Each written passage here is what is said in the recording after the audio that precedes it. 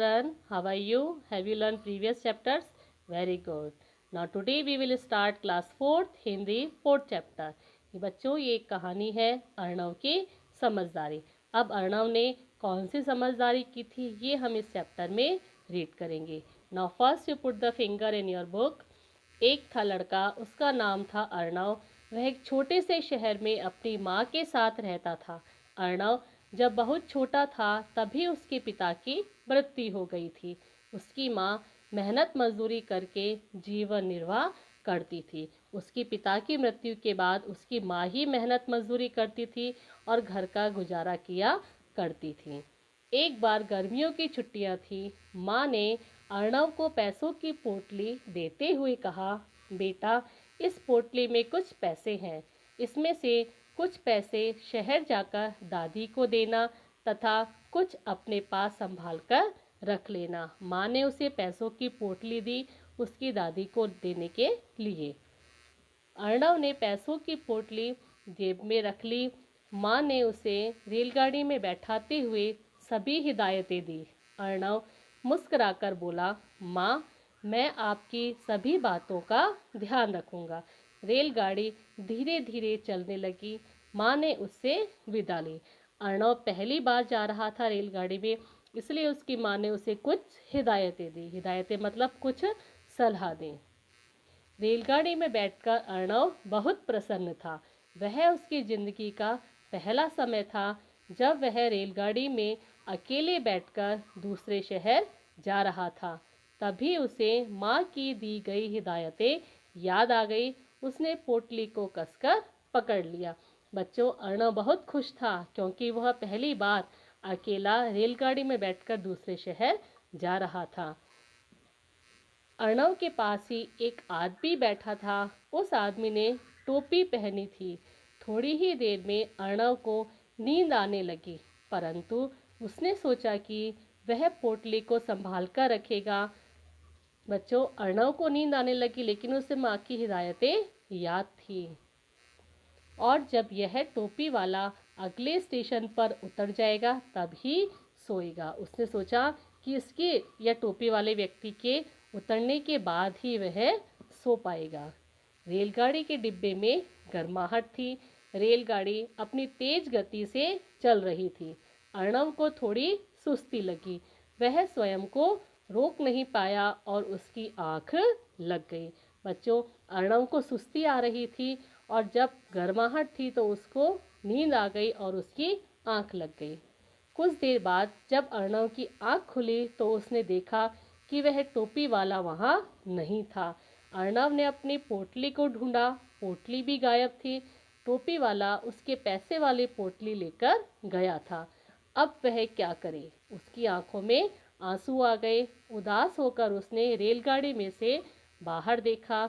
उसे स्टेशन पर टोपी वाला बाहर जाता दिखाई दिया।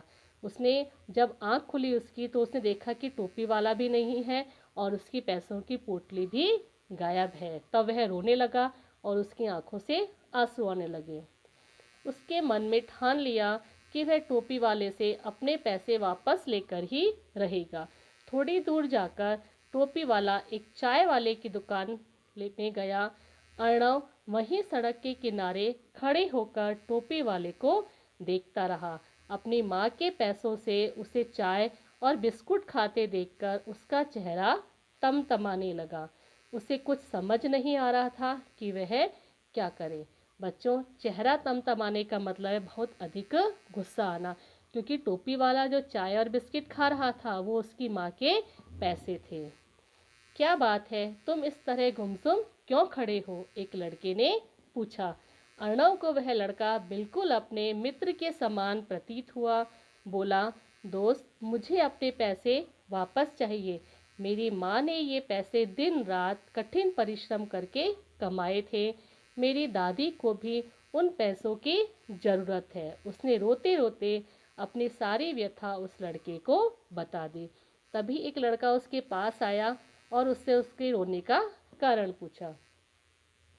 वह लड़का बोला, दोस्त मेरा नाम विकास है। तुम अब स्वयं को अकेला और कमज़ोर न समझो। मेरे साथ मेरे दोस्त भी हैं। हम सब तुम्हारी सहायता करेंगे, बस जब तक मैं लौट कर ना आऊं। उसने कहा कि हम तुम्हारी सहायता करेंगे, तुम स्वयं को अकेला मत समझना। उस टोपी वाले पर नजर रखना। फिर विकास दौड़कर अपने दोस्त के पास गया। विकास ने कहा कि जब तक मैं लौटकर नहीं आता, तुम उस टोपी वाले पर नजर रखना। और थोड़ी ही देर में उन्हें लेकर वहां आ गया। अब बहुत से बच्चे अर्णव के साथ थे। अपने साथ सभी को देखकर अब अर्णव में भी साहस आ गया। बच्चों, अपने साथ अपने मित्र देखकर अर्णव में साहस था। लेकिन अर्णव साहसी तो पहले भी था, उसने अकेले ही उस टोपी वाले का पीछा किया था। इतनी देर में टोपी वाला चाय की दुकान से बाहर आया और टैक्सी में बैठकर होटल की ओर चल दिया। अर्णव, विकास व उसके सभी जासूस दोस्तों ने टोपी वाले का पीछा किया। जैसे जैसे टोपी वाला जा रहा था, अर्णव और उसके सारे दोस्त उसका पीछा कर रहे थे। टोपी वाला होटल के अंदर चला गया। अर्णव और उसके जासूस दोस्त होटल के बाहर ही खड़े रहे। एक बच्चा बोला, ऐसे तो टोपी वाला हमें देख लेगा। वे सभी दोस्त मिलकर उस टोपी वाले का पीछा करने लगे। अर्णव बोला, यही तो हम चाहते हैं। अब देखना, हमें इकट्ठा देखकर वह किस प्रकार डर जाएगा। हम शोर न मचा दें, इसलिए वह पैसों की पोटली वापस दे देगा। अर्णव ने अपने मित्रों से कहा कि हम यही चाहते हैं कि वो हमें देख ले, हम शोर मचा दें और वो अपने पैसों की पोटली वापस दे दे। कुछ देर बाद टोपी वाला होटल से जब बाहर निकला तो सभी उसकी प्रतीक्षा कर रहे थे। वे सभी उसका पीछा करने लगे। टोपी वाला धीरे चलता तो वे भी धीरे चलते, वह तेज चलता तो वे भी तेज चलते। अब टोपी वाला समझ गया कि वे उसका पीछा कर रहे हैं। वह डर गया और अचानक एक बैंक में घुसा। तभी अर्णव भी कुछ बच्चों के साथ बैंक में चला गया। अंदर जाकर उसने देखा कि टोपी वाला पैसे जमा कर रहा है।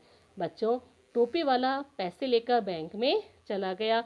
अर्णव और उसके मित्र भी उसका पीछा करते हुए बैंक में चले गए। अब अर्णव ने किस प्रकार उससे अपनी पोटली को वापस लिया, कैसे अपनी समझदारी दिखाई, ये हम आगे पढ़ेंगे। तब तक आप इस चैप्टर को अच्छे से रीड करिए और सोचिए कि अर्णव ने कौन सी समझदारी दिखाई। ओके, बाय बच्चों, take care, have a nice day.